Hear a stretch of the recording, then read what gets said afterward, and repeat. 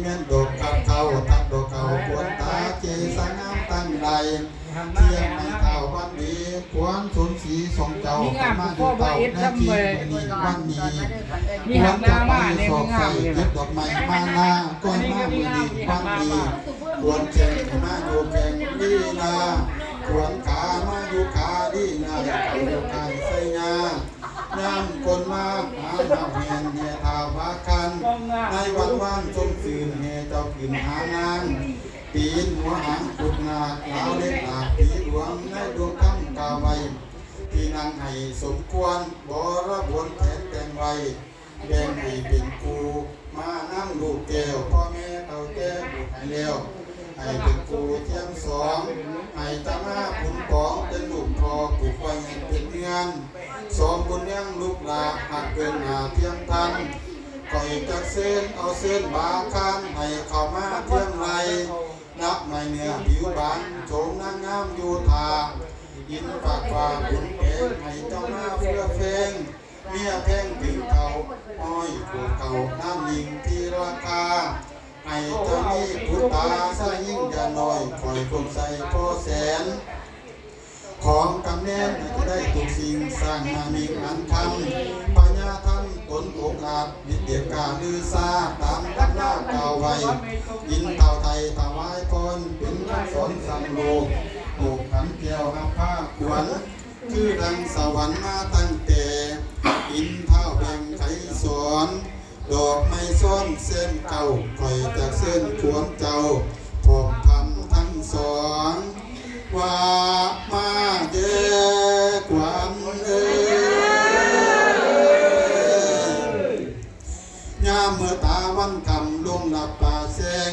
ยามเมื่อตาวันแดงลงหลับป่าใหม่ขวนนางให้มาเตรียมนางยาสาเมียที่เสือผ้าคอยหามีทั้งผ้ากาสาเพลายซ่อนเสือรัศมีแก้วเนื้อแปดแซวไม้แดงขวนจอมแทงให้ขมาเทียมกูควรจะอยู่ปากฝ่าแดนไก่ก้อยมามือนีวันนี้ว่ามาเย่ขวัญให้เจ้ามาสักกิจเตียวทัดดอกบัวระพันให้เจ้ามาท่าจันให้เจ้าแต่งใบให้เจ้ามาตัดดอกไม้กองเก็บสวยมวยบ่อยาวผสมใส่ซองขู่พี่น้องบันไตก้อยหานางธิดาบ้านเหนือมาคอยเมืองนาเพิ่นชาเจ้าบุญกวงสู่ภายให้เจ้ามาเศร้าโดยง่ายพาขวนแต่งไม้จะได้ปอนเข่าไก่ขวนเจ้าทั้งสองทำน้องโบราณว่าไว้หมอบอกให้วางมีวันดีคอยจะเอาสองสีเลี้ยงนอนส่วนเสือให้จะได้สืบเสื้อพ่อแม่เที่ยงเฮือนถึงปีเดือนคนน้อยห้องหำวันเจ็ดคำเปียดคำให้เจ้าอยู่จำศีลวัน14-15 คำให้ได้ยินดีตักบาตรใจขาดทั้งศีลเตโชชัยยาขวนคิวมาอยู่คิวนี่นาขวนตามาอยู่ตานี่เงียบขวนเก็บเลยขวนคางขวนเดี๋ยวบางขวนนุ่มตำทองให้กะมานั่งรอบกอบอยู่ผ้าขวนว่ามาเด้อขวัญดีวันดีเอาผู้เป็นหนุ่มเป็นสาวขอให้ผู้นี้วันดีคอยทำได้แท้เงื่อนขอแม่นมูนีวันดีนอนรับได้เงินหมื่นขอแม่นมูนีวันดีนอนตื่นได้เงินแสนขอแม่นมูนีวันดีแบนมือไปได้แก้วมานี่โสดขอแม่นมือนี่วันนี้ขาเท้ากายขานั่งขอแม่นมือนี่วันนี้แขนเท้ากายแขนนั่งขอแม่นมือนี่วันนี้เท้าเต็มช้างลุนคือขอแม่นมือนี่วันนี้3 วันจะเจอมงคลมาถ่าเจ้าเด้อมือบันไดเสียผ้ามาหาเจ้าเด้อให้ขาเท้ากายขานางสุขสบายพำพร้อมให้อ่อนน้อมตั้งต่อส้มเสยเจ้าเป็นเขยให้เจ้าทำใจกวงจะได้ก้าวอ้างทรัพย์สิ่งอันใดไล่ไก่ให้เจ้าว่าโซไล่หมาให้เจ้าว่าเศษไล่ควายไล่งัวให้เจ้าว่าฮือ เจ้าจะได้ดื้อเน็บเตียวช่วยลุยตัวหน้าเจ้าโกรธยาปากโกรธสัพพสิ่งอันใดให้มีใจใสต่อนั่งเกณฑ์ไทยเจ้าเป็นลูกสะใภ้ให้เจ้าหักแม่ผัวอย่าได้เบานัวขวนผัวซึ่งสู่เจ้าผู้นักปราชญ์ฟังธรรมถึงเดือนดำจะได้ไปเที่ยวเรียนย่ำคำเฮือนหลังต่ำนั่นเมียนเฮือนอาใช่ค่าสูงหลังใหญ่กะทอดใส่ปันล้มหลังกลมนั่นเมียนเฮือนพอเกยสั้นต่อหลังสูงเมียนเฮือนลุ่งได้เฮือนป่าหลังหนักดวงดังใส่แขนนางลายดวงผมหูหน้าแปดเป็นหาพุ่งกับเบื้องดินขอมีหอเย็นหลังสูงพร้อมภาพโฮมมาสาบเขียนหญิงอาชาในให้ในเฮือนโฮมน้ำโบเจลหลังนั้นพอให้เดียวแกลูกทั้งสองให้เจ้าหน้าขุนปองกินท่านอย่าให้จะได้จัดน้ำเลื่อนยิงที่ราคาได้กินซีนให้จะส่งเงินอา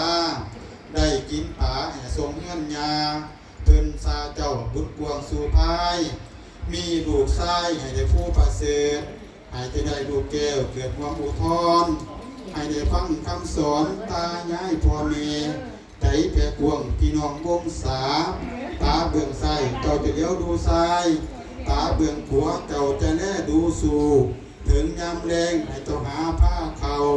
ถึงยามเศร้าให้เจ้าแต่งผ้าง่ายอย่าจะนอนหลับหลายตื่นสวยพิธีให้เจ้าจีบหมักไว้ผสมเตผ้าง่ายเจ้ามีผัวให้เจ้าถิ่นใจเก่าเราให้หน่อยให้เจ้าย้ายภัยเราให้ไงให้เจ้าย้ายคุณมือมุงคุณของเจ้านั่งแก้วหมอกาวแล้วสำตื่นถวายพรเป็นคำสอนพระอินทร์สั่งโลกเจ้าหังมีสุขแล้วเจ้าคอยเพียนเอาว่ามาเยกวันเอ้ยมาสมเมียนี่นำถึงนำคำเจ้าบ่นอนหัวแย่งอนเจ้าหักหอแต่ตั้งต่อทำแต่ความดีความสุขมีเพียงพ่อบ่น้อยแรงคำคอยอยู่สวัสดีก็ขาดเดินใช่ยาตุภวังใช่ยามาพาใช่ยามาหามงคลสุขสมบูรณ์ของผู้บ่าวสาวสาวพัฒนาสาวเนียมนายวิทยาเจ้าคนแข็งทุกประการก็ขาดเดินสัพพพุทธานุภาเวนะสัพพธรรมานุภาเวนะสัพพสังฆานุภาเวนะสัพพโสถีภะวันตุเตใช่ใช่ใช่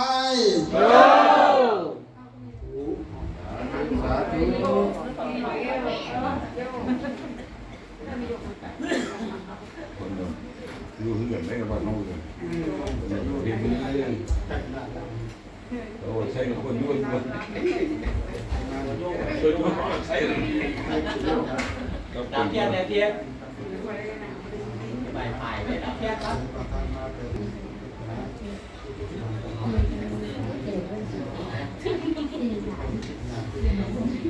เป็นชาเนี่ยนังกายกรรมังปัจจัยนังตุเตปัตตินาปัตตินานิกัตวารัตตังเตปัตติเนสุนัตตังเตเนโสนังกายกรรมังปัจจัยนังตุเต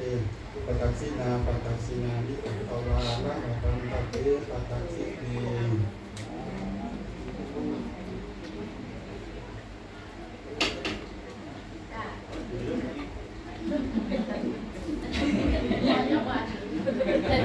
ถ้าน้ำมันจะน้ำมันที่ไปเลย